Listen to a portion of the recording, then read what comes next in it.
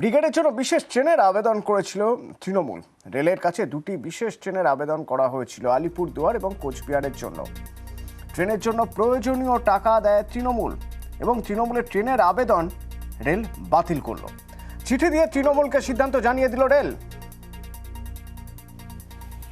এই দুটি ট্রেনে করে আলিপুরদুয়ার থেকে আসবে শিয়ালদা অবধি এবং আরেকটি নিউ কোচবিহার থেকে আসবে শিয়ালদা অবধি। এই ট্রেনটা ছিল 8 তারিখের জন্য। সেই মর্মে যে টাকা পয়সা দেওয়ার কথা আছে সেই টাকা পয়সাও 29শে ফেব্রুয়ারি দেয়া হয়েছে।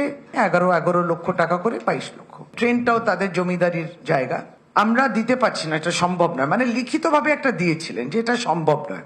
এটা হচ্ছে যারা বঞ্চিত হয়েছেন তারা গর্জন জানাবেন, তারা প্রতিবাদ করবেন। সুতরাং তাদের আশা, তাদের উপস্থিতিটা খুবই প্রয়োজন ছিল। তাতেও কিন্তু এই জমিদারি চালিয়েছেন যারা, এই বহিরাগত বিজেপি, তারা কিন্তু এমন চাপ দিয়েছে রেলের উপরে যে না, এই ট্রেনগুলো দেয়া যাবে না।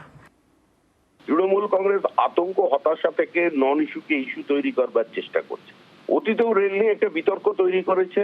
আইআরসিটিসির কাছে রেলের জন্য আবেদন করেছিল যাদের কাজ ট্রেন প্রোভাইড করা নয়। তো সুতরাং নির্দিষ্ট রেলওয়েজের কাছে কিছু অসুবিধা আছে, তাদের কাছে হয়তো বাড়তি ট্রেন এই মুহূর্তে দেওয়ার মতো অবস্থায় নেই, সেই জন্য তারা দেননি। সেটার জন্য কাউকে আবেদন করার পরিবর্তে প্রথমেই একটা প্রেস কনফারেন্স করে দিয়ে বহিরাগত বলে দেবো, এটা কোনো একটা সুস্থ স্বাভাবিক রাজনীতির লক্ষণ নয়।